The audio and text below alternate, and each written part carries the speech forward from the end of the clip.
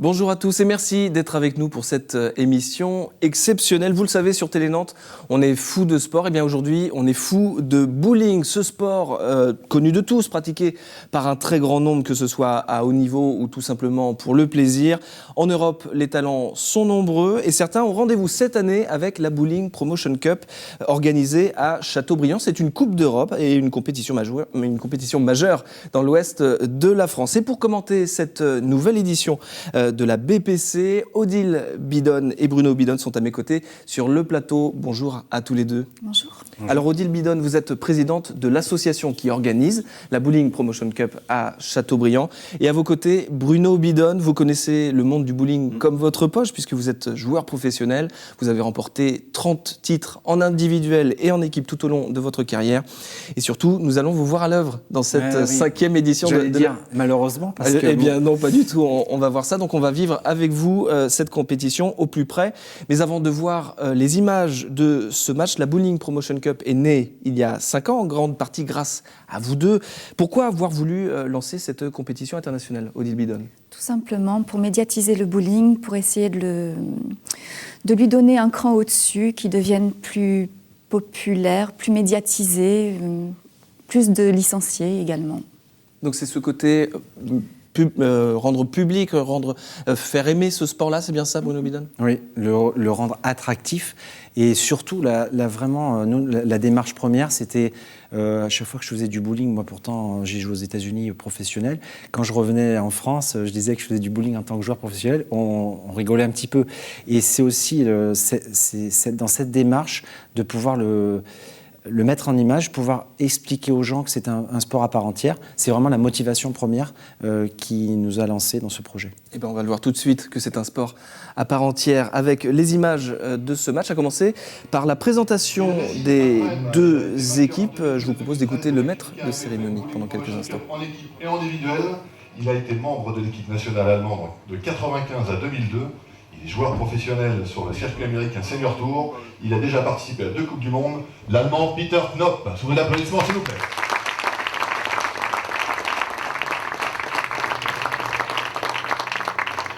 Le second joueur de l'équipe noire, lui, réside à Angers. C'est sa première participation à la QBK AMF Bowling Promotion Cup. Il évolue en National 2. Il est membre du club de l'ABC, c'est le club d'Angers. Il a gagné déjà plusieurs titres nationaux. Le Français Thierry Barraud.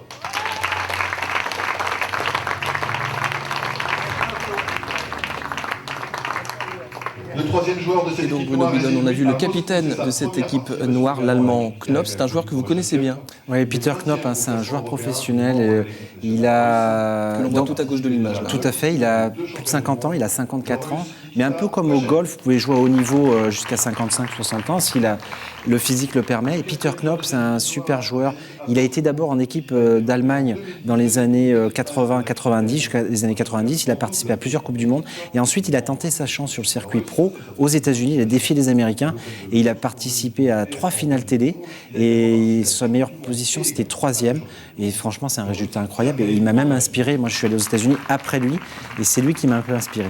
Donc il y a du beau monde dans cette équipe noire. Là, on voit Andrea Fleurus qui va rejoindre ses coéquipiers. On a vu également Thierry Barraud, le Français, un quasi régional de l'étape. C'est un régional de l'étape, oui. Thierry Barraud, le régional, parce qu'il y a eu un joueur français de haut niveau qui n'a pas pu venir. On lui a donné la priorité à un joueur local.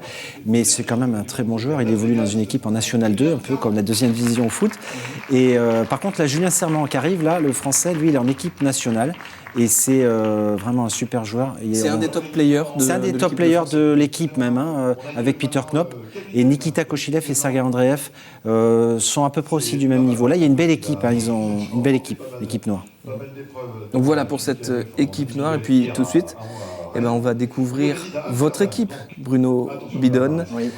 L'équipe blanche avec, tout d'abord, on va le voir, votre capitaine, le Hollandais Phil Hurst. Phil Hurst, alors dans notre compétition, Phil Hurst c'est le meilleur puisqu'il a gagné 5 titres dans cette compétition sur les 5 dernières années. Et il a 24 ans maintenant. Il est arrivé donc, dans notre compétition à 19 ans. Il avait gagné face à un pro américain. À l'époque, on avait un pro américain, Michael Hogan Jr. Et Phil Hulst fait partie vraiment des meilleurs joueurs de cette tournée. Et c'est pour ça qu'il est capitaine d'ailleurs. Comment est-ce pour qu'il ça est désigné alors, capitaine? non, là, parce qu'il a fini deuxième des qualifications avec l'Allemand Peter Knop qui était premier. Et donc, ce sont les deux premiers qui sont capitaines. Et donc on a vu son compatriote Daniel Doll. C'était sa première participation cette année, Daniel Doll. Le russe Viktor Krasavkin. Viktor Krasavkin, ça fait plusieurs années qu'il vient à notre compétition. Lui aussi membre de l'équipe de Russie et un pionnier du développement du bowling en Russie, Viktor Krasavkin. Et comme beaucoup de ses joueurs, lui, il a déjà disputé un championnat du monde ou une coupe du monde. Ouais, il en a fait plusieurs. Même il a fait 2 championnats du monde et 2 coupes du monde, Viktor Krasavkin. Il était également vainqueur du challenge départemental en 2010 et 2011, le français Tony Régnier. Tony Régnier, donc c'était aussi un joueur local. Il est d'Angers, mais lui, il a déjà gagné 2 fois le double de la Bowling Promotion Cup, associé à des différents partenaires, et donc on était content de l'avoir. Il est très sympa en plus sur les pistes. Et c'est l'occasion aussi pour les joueurs locaux de se confronter à des joueurs internationaux. Et là, on va voir le 5e membre de cette équipe. Ah oui. Et ben c'est vous, C'est Bruno moi, Vidal. et j'étais pourtant je pense, dans une bonne équipe. On va voir un peu ce qui va se passer dans ce match. Alors c'est un format particulier parce qu'on joue en Baker System, il faut expliquer aux téléspectateurs, c'est qu'en fait on joue que 2 frames par joueur, 2 frames, chaque joueur joue 2 frames, donc on joue que 2 boules par partie. Donc il y a un peu l'aspect nerveux parce qu'il faut vraiment bien jouer chaque boule, il faut qu'on soit 100% à chaque boule, et surtout pas faire de trous, ni d'open frame comme on dit, parce que vous mettez votre équipe en péril. Et à tout seigneur, tout honneur, puisque c'est vous qui lancez le premier. Oui, j'ai été sélectionné par le capitaine pour jouer en tête. Alors votre lancer. Là, je laisse la qui 10. La boule est bien jouée. Là, ça va. J'étais dans la bonne ligne de jeu. Thierry Barrault fait 8. Pour le moment, alors, on joue chacun face à son joueur. C'est-à-dire que là, par exemple, c'est Thierry Barrault contre moi, si vous voulez. Et chaque joueur joue face à son joueur. Et c'est celui qui fait le plus de points qui permet d'amener des points. Et là, c'est une faute. Là, j'ai fait une faute. J'ai raté. Ça, c'est mal joué, du coup, on peut le dire. C'est difficile de se lancer dans le match peut-être. Les doigts sont peut-être pas assez chauds. Et donc Thierry Barrault, du coup, il me laisse dans le match puisqu'il fait une open frame, donc on est égalité pour le moment. Donc ma faute n'est pas si grave pour le moment. Dans ces moments-là, est-ce qu'il y a des échanges entre les joueurs? Est-ce que vous avez vu ça, Odile? Oui. Si. Ils échangent beaucoup, ils essayent même de se donner des petits conseils quand ils le peuvent. Il y a une espèce de connivence qui est assez intéressante, je trouve, dans ce tournoi. Il n'y a pas de volonté de déstabiliser un tout petit peu? Il pourrait y avoir un peu d'intox, non? Ça même pourrait, mais franchement, non. Franchement. Tout le monde se connaît finalement, j'imagine, parmi les joueurs ou non? Et pour en revenir à Bruno, parce qu'il n'a pas vraiment répondu, mais je comprends pourquoi, je peux répondre à sa place. Je pense que aussi, ce qui est très déstabilisant pour Bruno, c'est le fait d'avoir une double casquette, donc d'être joueur et organisateur. Donc c'est une double pression finalement. C'est très difficile d'avoir la double casquette. Et là, le super facile pour Nikita Kochilev. Alors que c'était sa première participation chez nous et un joueur très sympa. Alors là, vous voyez un petit point sur les scores. Déjà, on est à égalité, donc le match est lancé. Pour le moment, c'est très équilibré. Alors le Russe Viktor Krasavkin, qui est un habitué de notre compétition, connaît bien les pistes de Châteaubriand. Bonne boule, il laisse la quille 7, la quille extrême gauche. Normalement, c'est facile pour les joueurs de ce niveau. Mais il faut mieux essayer quand même de commencer à faire des strikes pour mettre la pression sur l'équipe adverse. Alors Julien Serment, lui, il a un jeu avec beaucoup de rotation, beaucoup d'effets, regardez. Très bon. Ouais, très belle boule, là, un beau strike. La boule a bien mélangé les quilles. Et il y a déjà une bonne connexion, on va dire, dans l'équipe. On voit qu'ils sont plus agressifs pour le moment que nous. Notre équipe, malheureusement, est un petit peu timorée. On n'est pas soudés pour le moment. Vous voyez le spare. Fluide dans le geste, Victor, russe. On rappelle peut-être le système des points. Un strike, c'est 10 points. C'est 10 points plus les 2 boules suivantes, les 2 lancers suivants. Et le spare, c'est donc 10 points pareil, sauf que vous accumulez que la boule suivante de la frame. Donc c'est mieux de faire des strikes. Vous gagnez plus de points, bien évidemment, avec les strikes. Espérons que Daniel Doll a compris le message. Vous avez vu, là, il laisse le baby split. Donc ça s'appelle le baby split en anglais. C'est pas très facile à faire. Il faut mettre la boule entre les 2 quilles. Le baby split. Le baby split. Parce que le split, l'écart entre les deux quilles est très réduit, en fait, c'est ça? Et voilà, il y a plus de. En fait, il y a une quille qui n'est pas sur le spot. Le spot, c'est l'emplacement des quilles au fond. La strike facile pour Sergei Andreev. On l'appelle Robocop look en anglais parce qu'il a des lunettes et des œillères particulières. Et ça fait parler de beaucoup de personnes dans l'industrie du bowling. Ces œillères, d'ailleurs, ça a donné des envies, je pense, à des amis joueurs qui vont essayer de créer des lunettes un peu plus performantes. D'ailleurs, qu'est-ce que c'est que ces lunettes? On les a vues là à l'instant, les lunettes d'Andreev. Qu'est-ce que c'est que sur les côtés, on dirait des œillères? Ouais, c'est pour rester dans sa bulle de concentration, c'est-à-dire qu'en fait, il visualise mieux sa trajectoire, sa ligne de jeu, et ça permet aussi qu'il reste concentré, tout simplement. Et ça marche. Hein.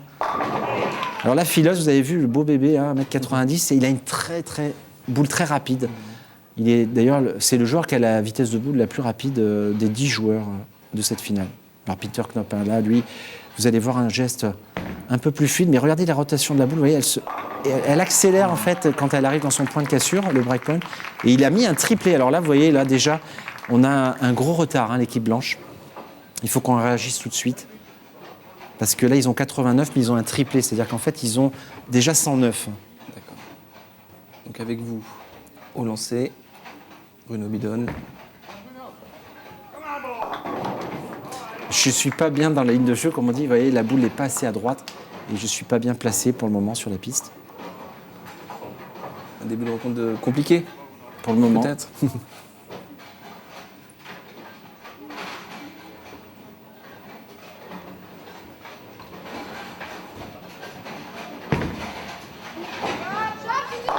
C'est Marot. Bonne boule, il laisse la quille 4. Il aurait pu mériter d'avoir un strike. Alors vous avez vu, par rapport les hommes, le rythme est un petit peu plus rapide, hein, puisqu'on est 55, c'est un peu plus dynamique. Là, vous réalisez un spare. Ça va mieux, là, heureusement, parce que... Mais mon adversaire direct va aussi faire spare, donc je ne ramène pas plus de points pour le moment pour l'équipe. Allez, 85 à 118, hein. Il y a déjà un bel écart. On voit qu'il y a de beaux gabarits dans les deux équipes. La notion de physique, elle est importante au bowling. Est-ce qu'il faut avoir quand même des épaules pour espérer remporter des compétitions? Oui, en fait, c'est une question de fluidité. Alors, vous avez des joueurs plus petits en taille, un peu trapus, comme on dit, plus ramassés. Ils jouent un peu plus avec la force. Mais regardez Nikita Koshilev, qui lui est un joueur russe de 1m90. Il est très fluide, on l'appelle le Pacha, en fait. Et vous voyez, ça marche super bien. Il y avait un joueur de tennis qui s'appelait Messire au tennis, on l'appelait dans les années 90, je crois. Et on l'appelait le Pacha, mais Nikita Koshilev, c'est un peu ça. Il est très fluide et très facile. C'est une question de timing, en fait, et de rythme et de coordination. Et là, vous avez Viktor Kazavkin qui, lui, a un jeu moins fluide, mais il est très précis, hein, Viktor Kazavkin. Vous voyez, le geste est un petit peu moins fluide, il a un équilibre un peu moins bon que les autres joueurs. Là, malheureusement, il laisse le 3-6-10, un spare redouté des pros américains, le 3-6-10. Pourquoi? Parce qu'on l'aime pas trop, il faut vraiment bien jouer ce spare pour le faire. Et Julien Serment, le français, c'est sa première participation. On voit qu'il cale vraiment la boule contre son Exactement, torse, lui, c'est une autre technique, hein, c'est une technique un petit peu différente, hein, de Viktor Kazavkin. Et pareil, il laisse la même figure, hein, comme on dit. Donc je pense que les deux joueurs devraient quand même faire leur spare à ce niveau-là. Oh, Victor, c'est mal joué ça. Ça se joue à pas grand-chose. C'est ce que je vous dis, elle n'est pas si facile à faire, hein, le 3-6-10, il faut bien la jouer. On va tenter de faire mieux le français. Oh là là, et ça c'est très rare, il est passé entre les deux quilles, donc ça c'est assez rare. Et donc 108 à 154 hein, sur ce village. Alors on n'a pas dit le village, mais c'est un village assez difficile, hein, 40 pieds. Pratiquement à plat. Donc sur les bords, vous n'avez pas beaucoup de friction. Et il faut jouer en ligne face aux quilles, hein, donc il n'y a pas beaucoup de marge d'erreur. On rappelle la longueur de la piste? La piste de la ligne de faute à la première quille, il y a environ 20 mètres. Ouais. Et la piste fait que 1 mètre de large, hein, ça ne paraît pas. Donc c'est vraiment de la précision. Et Daniel Do là-dessus fait une erreur, il fait une belle erreur, hein, parce que la quille 10, normalement pour lui, c'est facile. Pour le moment, l'équipe noire joue dans un fauteuil puisque malheureusement, on ne leur met pas la pression. Donc, Ils sont faciles. Toujours Andreev avec ses lunettes atypiques. Et lui, il a une attelle. Hein, vous voyez, c'est pour ça qu'on l'appelle Robocop Look, parce Oui. qu'il a toute l'artillerie. Donc cette attelle qui permet d'ajouter de la rigidité à son poignet, À son poignet, de la parce que- maîtrise. De la maîtrise et de la rigidité. Lui, c'est sa façon de jouer. Donc il a cette attelle. Et vous voyez, lui, l'âge à plat, là, on peut expliquer, c'est pour ça qu'il rate l'espère, c'est-à-dire que si vous faites une erreur de précision, la boule ne va pas du tout où vous le souhaitez.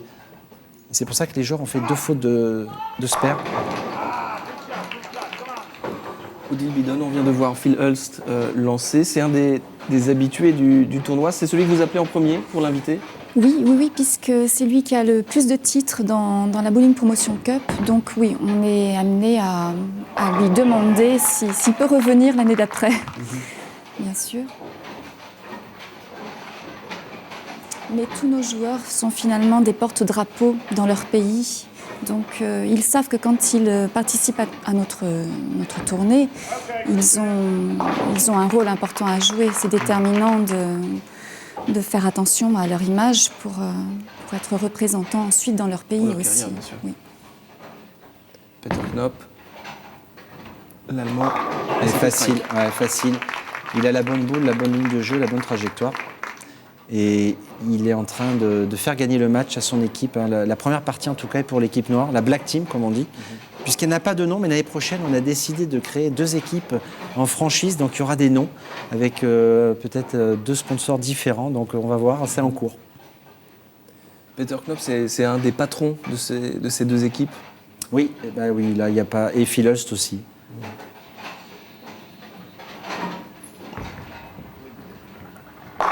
Très belle boule, hein, de Phil Hulst. Les 2 patrons face à face. Est-ce que l'Allemand va craquer? Ah, il laisse le 3-6. Donc, score du premier match sans appel. Hein. Les Noirs ont gagné 191-137, ce village à plat. Et on va assister au deuxième match en espérant que... Donc, c'est au meilleur des 3 parties gagnantes, un peu comme au tennis, de 3 parties gagnantes. Donc, on va voir un petit peu si les Blancs, notre équipe, mon équipe, va pouvoir remonter. Alors, le Français, Thierry Barraud strike. D'entrée, il met la pression. Hein. Il met la pression d'entrée. Le point serré. Il faut En fait, il faut répondre, comme on dit au bowling. C'est-à-dire que là, normalement, il a fait strike, il faut faire strike. Si vous commencez à laisser un split ou faire un spare, l'ascendant psychologique est installé, et ainsi de suite, hein, et ça va vite. Hein. Parce que le mental est une donnée extrêmement importante. Très, très important au bowling, très important. C'est vraiment une histoire de confiance hein, quand vous commencez à bien jouer. Allez, un strike vous parti. aussi, Ouais, le point oui. serré. Vous avez répondu. J'ai répondu à mon adversaire. Et là, on va dire que dans ce match, en fait, si on veut vraiment commencer à rentrer dans le match, il faut au moins faire la même chose que l'équipe noire sur chaque joueur et éventuellement grappiller des points, c'est-à-dire faire un peu plus à chaque fois qu'ils font une faute. Mais ils sont bien déterminés. Hein, là, le Russe, regardez cette boule. Belle boule. Ah, ouais. Elle a bien mélangé les quilles. Il faut que Tony Régnier, le Français, réponde tout de suite, il faut faire strike. Hein. Sinon, on perd des points. Il est bien parti, cette boule. Ah, la quille 7, c'est la quille maudite, ça, pour les gauchers. La boule était bien jouée. Pas de chance pour Tony. C'est un spare pour l'Angevin. C'est rare, les gauchers au bowling? Il y en a un petit peu moins en proportion, et ils ont un avantage, parce que la partie gauche du bowling, en fait, du huilage bouge moins que la partie droite. La partie droite, il y a plus d'évolution d'huile. C'est comme un peu au ski, si vous voulez. Si vous avez une piste à droite, une piste à gauche, 10 personnes qui partent à droite au ski et une seule à gauche, mais la piste est plus fraîche à un endroit que l'autre. Et là, Julien Serment en profite pour nous mettre un triplé. Hein. Alors là, on prend vraiment du retard sur ce match. Ça va être difficile, je pense. Parce qu'en 3-4 francs, vous pouvez perdre déjà 20 à 30 quilles. Et malheureusement, Victor n'enchaîne pas le strike. Il laisse un spare facile, mais déjà on a 3 strikes d'un côté et 1 strike et 2 spares, je pense, de l'autre. C'est déjà au moins 20 quilles de retard. En plus, il fait une open. Donc ça sent mauvais, là, ça sent mauvais. Blanche pour votre équipe, Bruno Bidon. Ouais, ça commence mal ce match. Hein. Sergei Andreev, le Russe. Ouais, là, il nous met encore un strike. Hein. Ça fait 4 strikes. Et là, en fait, psychologiquement, on est déjà atteint, je pense, hein, l'équipe. Hein. Parce qu'on n'a plus le droit à l'erreur, du coup. Hein. Il va falloir qu'on enchaîne les strikes. Ah, bien joué, Daniel Doll, le néerlandais, qui réplique bien. Avec 4 strikes, et il y a déjà 90, mais sans les 2 boules. Hein. La front 3 et 4 n'est pas comptée encore. Donc on a déjà bien 45-50 quilles de retard, c'est énorme. Alors on voit qu'il installe sa boule avec précision. Elles sont taillées sur mesure, oui, ces boules. Tout à fait. Elles arrivent sans trou, comme on dit, et elles sont percées par les Pro Shop aux dimensions et avec l'équilibrage que le joueur souhaite. Peter Knop arrête la série de strikes de l'équipe noire. Ça va nous permettre un peu de souffler et d'essayer de revenir dans le match. Il faut que le néerlandais Phil Hulst réalise un strike pour pouvoir remettre un petit peu l'équipe en route. Ce qui est dur en équipe, c'est ça, c'est qu'il faut rester soudé et jouer le mieux possible ensemble, et c'est pas toujours évident. Alors on voit un split pour Phil Hulst, dommage. Ça se complique. Ah ben là, plus que oui, ça se complique énormément. L'Allemand fait spare pour Knop. On voit les épaules du Pays-Banien. Et là, il rate en plus le split. Donc là, on a vraiment un gros déficit. Hein, ça va être difficile. Quel est le poids des boules? Alors les boules varient entre... Chez les hommes, on joue entre 15 et 16 livres. Ça fait entre 7 kg et 7 kg 300, 400. Et les femmes jouent en 14 ou 15, un petit peu moins, à 300 grammes près. Le maximum pour un homme, c'est quoi? C'est 16 livres. Ça fait 7 kg 400.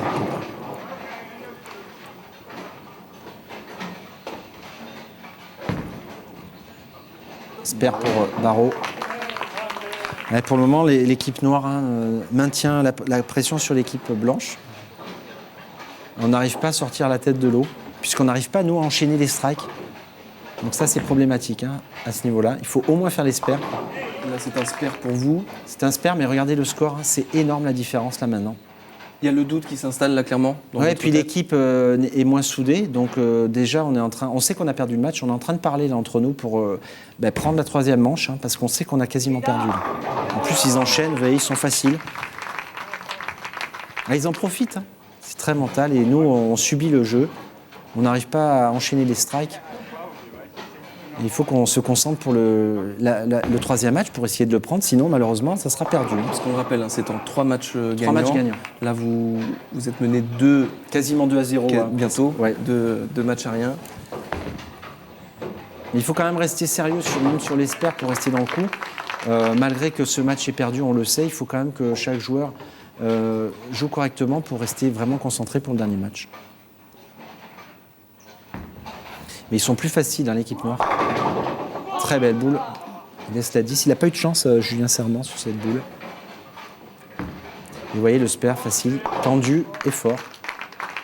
Alors Julien Serment qui a remporté les Jeux méditerranéens de 2013. De 2013 en bowling. C'était une très belle performance pour la Fédération française.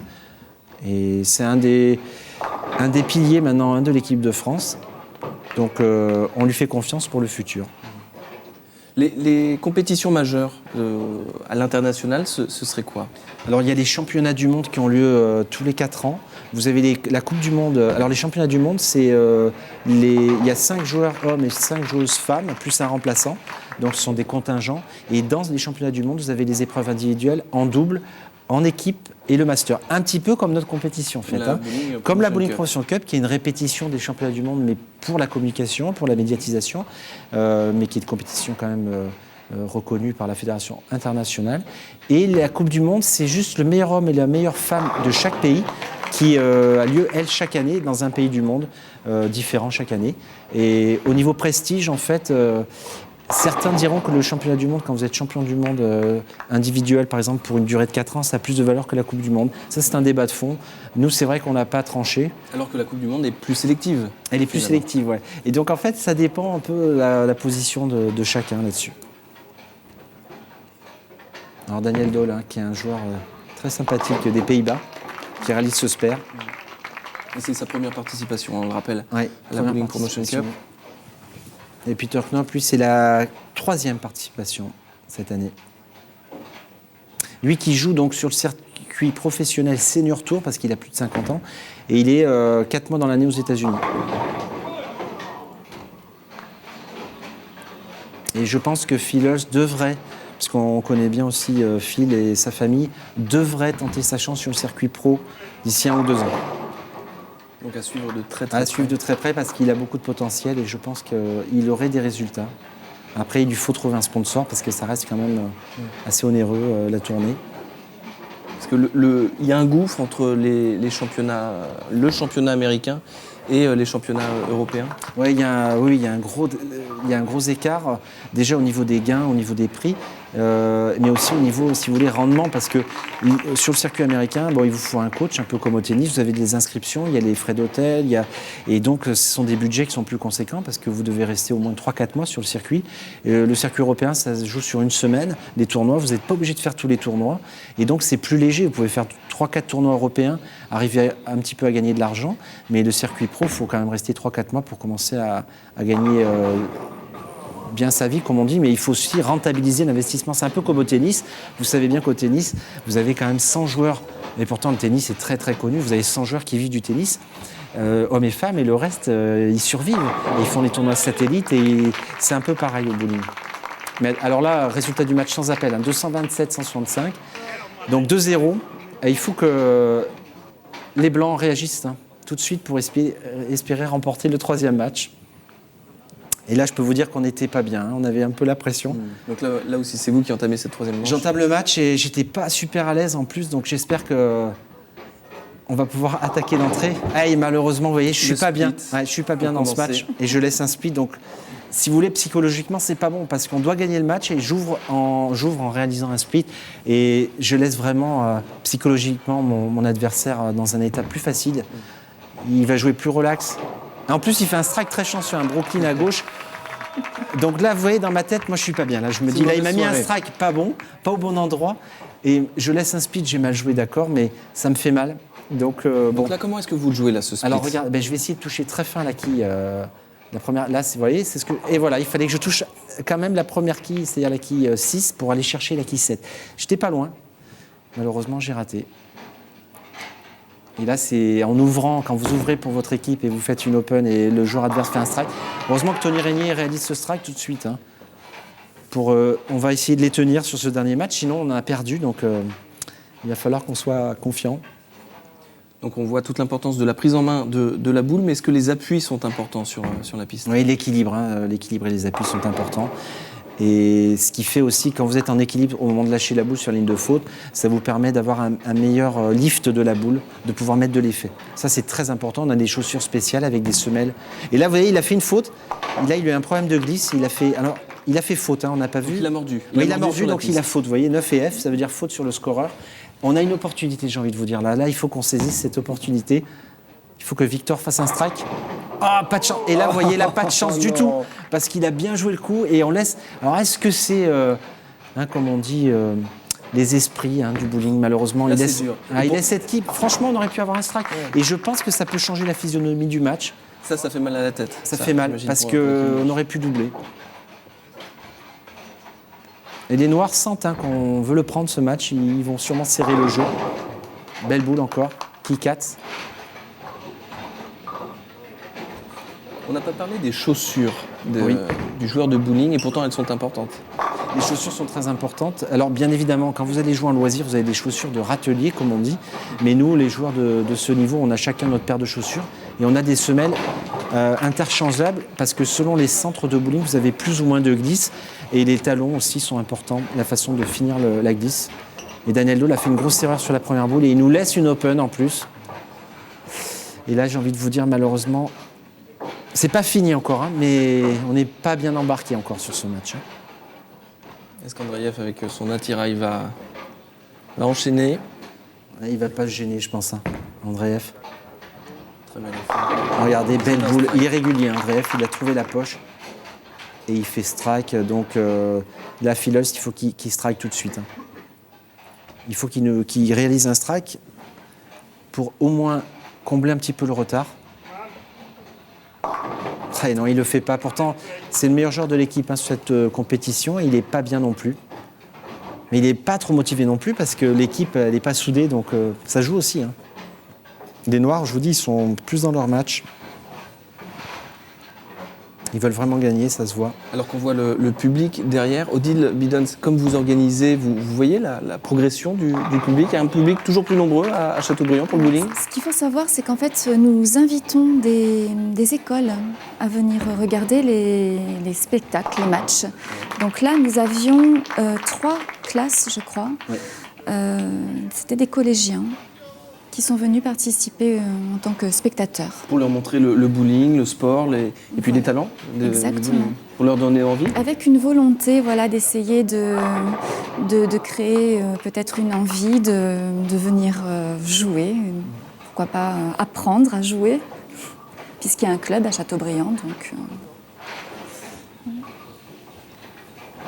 Encore vous, Bruno Bidon. Oh là là, presque un split, hein. On n'est pas confiant. Et Thierry Barrault, hein, c'était sa première participation. Et à l'épreuve du simple à Rennes, il était en finale télé. C'était pas mal, hein, il a fini 5e.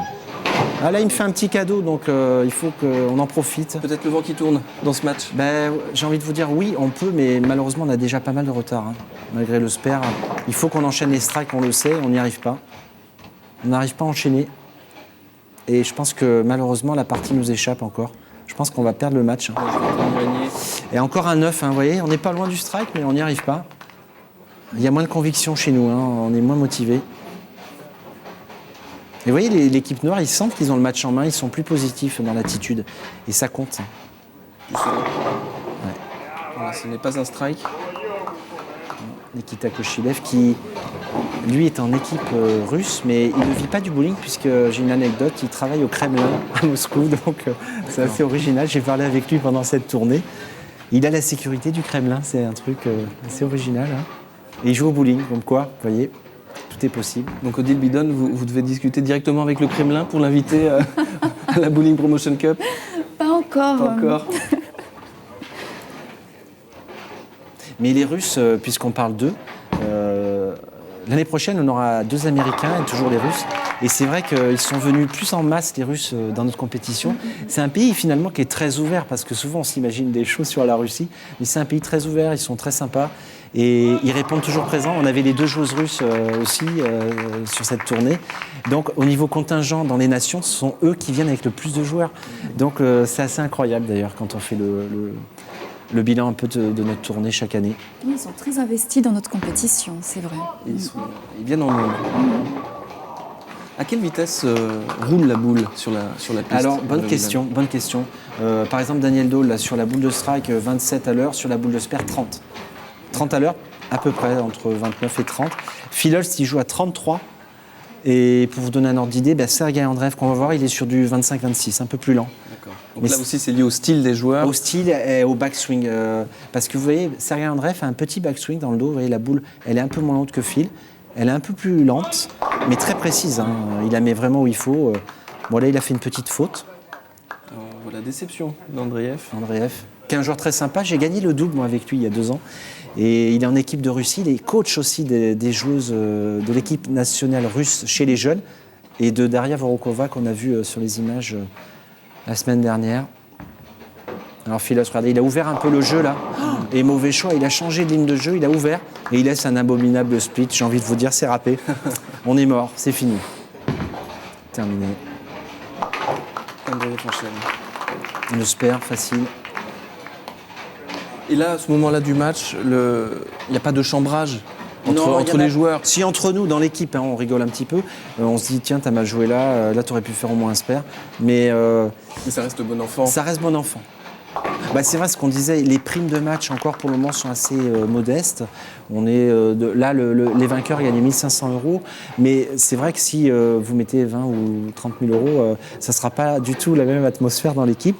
Et c'est ce qu'on voit aussi aux États-Unis sur les matchs professionnels, où c'est un petit peu plus sérieux quand même, un peu plus tendu dans l'équipe. Hein. Et il y a un coach en plus qui est là pour driver tout ça. Là, nous, c'est le départ, donc en fait, ça reste encore convivial entre nous. Mais il y a quand même des points à prendre. Là, strike chanceux, un Brooklyn, un strike à gauche. Et donc, ils ont gagné 3-0. Il n'y a pas eu de match, en fait, on va dire.